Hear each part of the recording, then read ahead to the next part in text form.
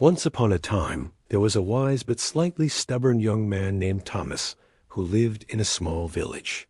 He loved sitting under a giant oak tree, watching the world go by.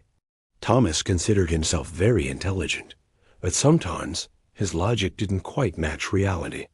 One day, as he sat under the oak tree, he looked at the small acorns hanging from its mighty branches.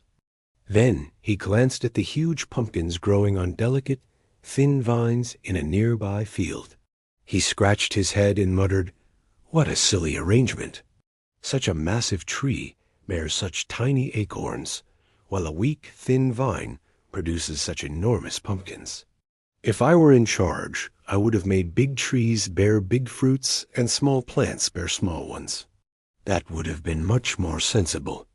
Feeling pleased with his genius observation, Thomas leaned back against the trunk of the oak tree and closed his eyes. Just as he was about to drift into a peaceful nap, plop, a tiny acorn fell straight onto his forehead. He jumped up, rubbing his head in shock. For a moment, he was too startled to speak. Then, as he looked up at the tree, a realization hit him like a bolt of lightning. "Oh, thank goodness that wasn't a pumpkin," he gasped. "If this tree grew pumpkins, I would be lying flat under it like a squashed bread." With a sheepish grin, Thomas chuckled at himself. "Maybe nature is wiser than I thought. I should stick to sitting under trees and leave the decision-making to the universe."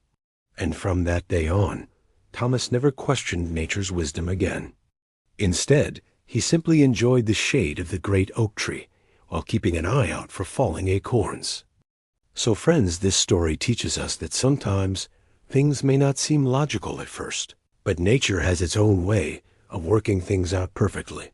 Trust the wisdom of the universe.